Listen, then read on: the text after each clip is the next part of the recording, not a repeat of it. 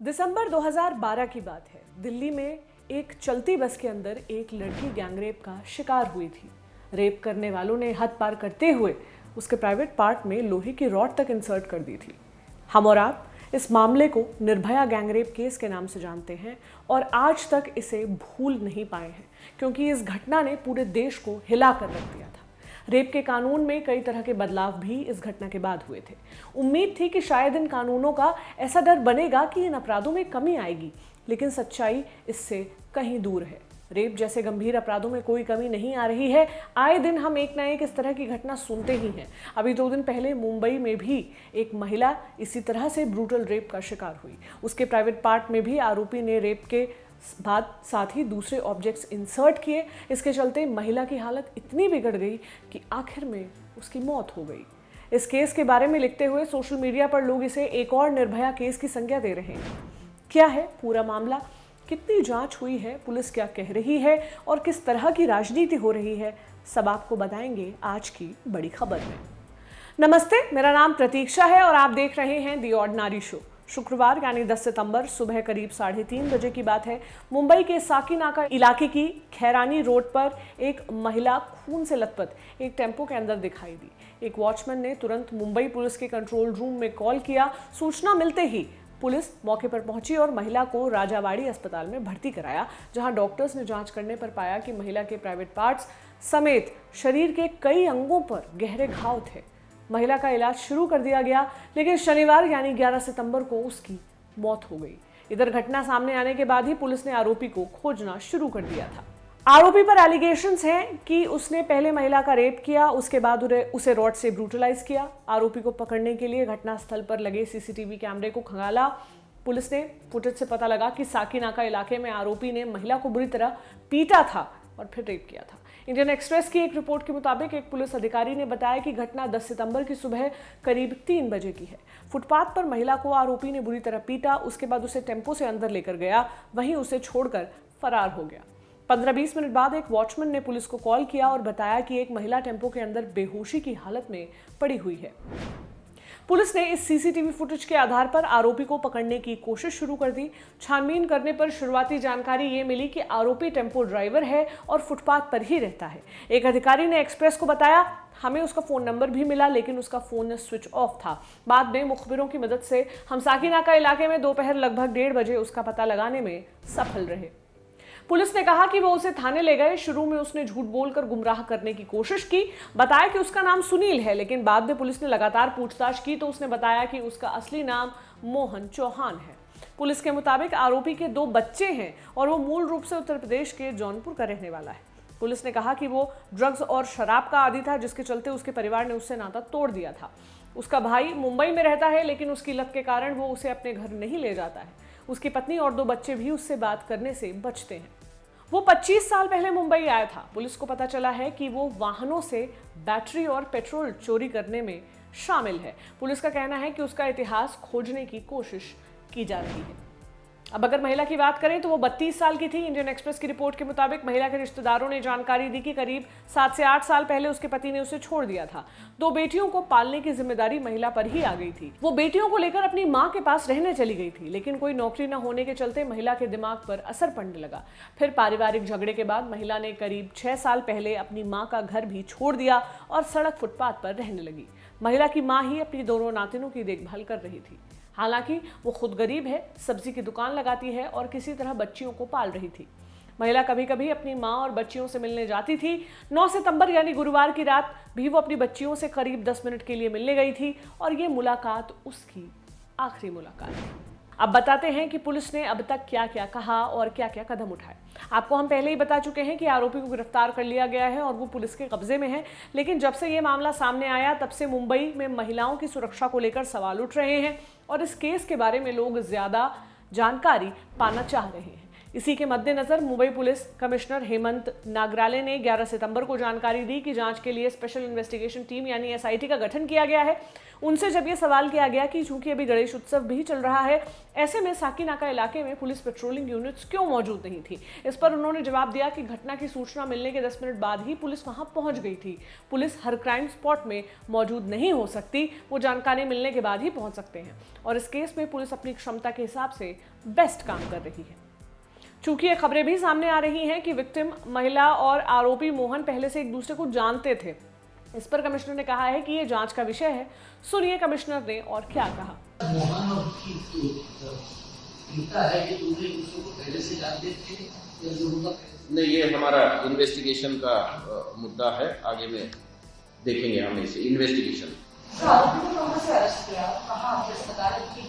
वो वहीं पे साकीनाका की ही एरिया में रहता है और वहीं से नजदीक पास के उसको ताबे में लिए गए। सर, कुछ राजनीतिक दल निर्भया कांड से जोड़ के देख रहे हैं इस घटना को प्राइवेट पार्ट्स में इंसर्ट किया गया है, क्या इन्वेस्टिगेशन में ये सामने आ रहा है? I have disclosed before you the facts of the case and I am not here to speak anything about political decisions or political accusations. इसके अलावा कमिश्नर ने कहा कि शुरुआत में लग रहा था कि इस मामले में एक से अधिक आरोपी हैं, पर अब तक की जांच में सामने आया है कि आरोपी ने अकेले ही वारदात को अंजाम दिया है। मुख्यमंत्री ने फास्ट ट्रैक कोर्ट में इस केस को चलाने का निर्देश दिया है। दुर्भाग्य है कि पीड़िता की शनिवार सुबह मौत हो गई। हम उसका स्टेटमेंट रिकॉर्ड नहीं कर पाए। उसकी मौत के बाद धारा 307 यानी किसी धारदार हथियार से चोट पहुंचाना को 302 यानी हत्या करने का अपराध में बदल दिया गया है। इस मामले के सामने आने के बाद राष्ट्रीय महिला आयोग यानी एनसीडब्ल्यू एक्टिव हुआ। अध्यक्ष रेखा शर्मा ने ट्विटर पर लिखा, जानकर दुख हुआ कि पीड़िता जंग हार गई। पुलिस आरोपियों को अरेस्ट करने में विफल रही। एनसीडब्ल्यू ने खुद मामले में संज्ञान लिया है और मुंबई पुलिस कमिश्नर से आग्रह करती है कि दोषियों को जल्द से जल्द अरेस्ट कर पीड़िता के परिवार को हर संभव मदद दी जाए। हालांकि ये ट्वीट घटना की शुरुआती जानकारी सामने आने के बाद किया गया था। अब एनसीडब्ल्यू के मामले में ये अपडेट है कि इसकी और एनसीएससी की टीम्स ने विक्टिम के परिवार से 12 सितंबर यानी रविवार को मुलाकात की और बच्चियों के रिहैबिलिटेशन की सिफारिश रखी। एनसीएससी यानी national commission for scheduled caste, दोनों टीमों ने अलग अलग टीमें बनाई थी मुलाकात के लिए। एनसीडब्ल्यू की मेंबर चंद्रमुखी देवी ने क्राइम स्पॉट का, पुलिस थाने का और राजावाड़ी अस्पताल का दौरा किया। उन्होंने डीजीपी संजय पांडे से भी मुलाकात की। इसके बाद चंद्रमुखी देवी ने मीडिया से बात की। सुनिए उन्होंने क्या बताया। तो ये अत्यंत दुर्भाग्यपूर्ण है।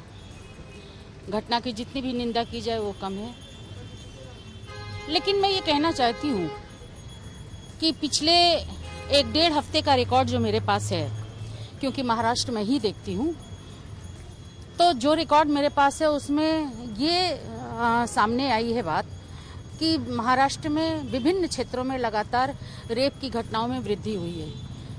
चाहे वो पुणे हो, अमरावती हो, वसई हो या आपका मुंबई हो, ऐसे कई क्षेत्र हैं जहां पर पिछले 1-1.5 हफ्ते में रेप की घटनाएं हमारे सामने आई हैं। तो इसके पीछे मुझको लगता है सबसे बड़ा कारण ये है कि अपराधियों का मनोबल बढ़ा हुआ है, विधि व्यवस्था पर उनका विश्वास नहीं है। चंद्रमुखी देवी ने कमिश्नर का बयान का भी जिक्र किया। चूंकि कमिश्नर ने कहा कि पुलिस हर जगह मौजूद नहीं रह सकती, इस पर चंद्रमुखी ने कहा है कि ये सच है कि पुलिस हर जगह नहीं रह सकती, लेकिन पुलिस का खौफ तो रहना चाहिए। खौफ ऐसा जो हर जगह पुलिस की उपस्थिति को दर्शाता है। अगर पुलिस का डर बना रहेगा तो अपराधियों का मनोबल टूटेगा। इसके लिए चंद्रमुखी देवी ने अवेयरनेस प्रोग्राम चलाने की भी सलाह दी। एनसीडब्ल्यू ने मांग रखी है कि जल्द से जल्द मामले की जांच हो और चार्जशीट दाखिल की जाए।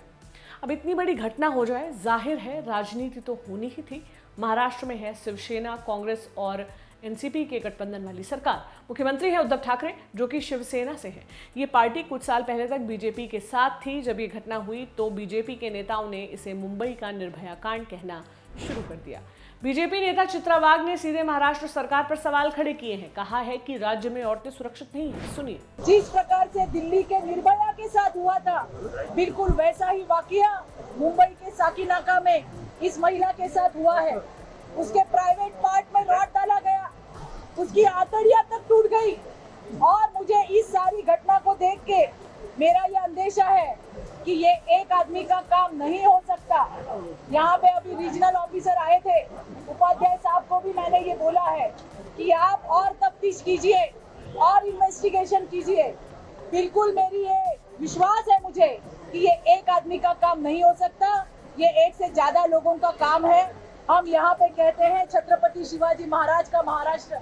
आज शर्म आती है मुझे कहते हुए, खुद को सावित्री की बच्चियां हम कहते हैं, सावित्री की लड़कियां हम कहते हैं, हम नहीं बचा पाए किसको। इसके अलावा बीजेपी के कई नेता भी लगातार ट्वीट कर रहे हैं। प्रीति गांधी ने भी महाराष्ट्र सरकार पर महिलाओं की सुरक्षा को लेकर निशाना साधा।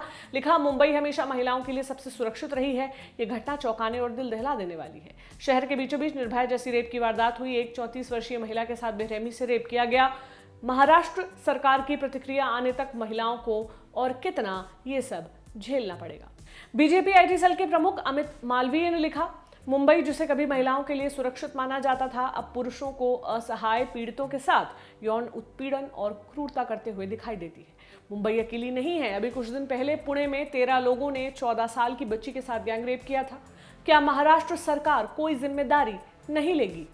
इसके अलावा हिंदुस्तान टाइम्स की रिपोर्ट की माने तो बीजेपी और रिपब्लिकन पार्टी ऑफ इंडिया ने 12 सितंबर को घटना के विरोध में प्रोटेस्ट भी किया। बीजेपी नेता प्रवीण दारेकर ने कहा कि औरतों के साथ इस तरह की घटनाएं सरकार की लापरवाही के कारण हो रही हैं। उन्होंने सरकार से मांग की कि औरतों की सुरक्षा के लिए क्या कदम उठाए जाएंगे, इसे लेकर एक्शन प्लान तैयार किया जाए। इन सभी विरोधों के बीच शिवसेना का बयान आया, उनके माउथपीस सामना के जरिए। समाचार एजेंसी पीटीआई के मुताबिक सामना में एक एडिटोरियल छपा। 13 सितंबर को लिखा गया, साकीनाका इलाके में महिला के रेप और हत्या के मामले ने हर किसी को हैरान किया हुआ है, लेकिन मुंबई औरतों के लिए दुनिया की सबसे सुरक्षित सिटी है और इसे लेकर किसी के दिमाग में कोई डाउट नहीं होना चाहिए। आगे कहा गया कि साकीनाका में जो घटना हुई है वो डरावनी विकृतता की वजह से हुई है जो दुनिया के किसी भी हिस्से में देखी जा सकती है। मुंबई की इस घटना को हाथरस की घटना से कंपेयर करना पूरी तरह से गलत है। एडिटोरियल में दावा किया गया कि हाथरस केस में आरोपियों को सत्ताधारियों का सपोर्ट मिला हुआ था और गिरफ्तारी को लेकर भी देरी हुई थी। विक्टिम का शव जल्दबाजी में सरकार द्वारा जला दिया गया था ताकि सबूत नष्ट किए जाएं। एडिटोरियल में आगे लिखा, योगी सरकार ने कहा था कि हाथरस मामले में रेप नहीं था। एनसीडब्ल्यू की टीम ने जिस अर्जेंसी के साथ साकीनाका का दौरा किया वो हाथरस केस में नहीं दिखा था। यहाँ राज्य सरकार ने विक्टिम की दोनों बेटियों की पढ़ाई और जीवन का खर्च उठाने का जिम्मा लिया है। क्या यह संवेदनशील होने की निशानी नहीं है?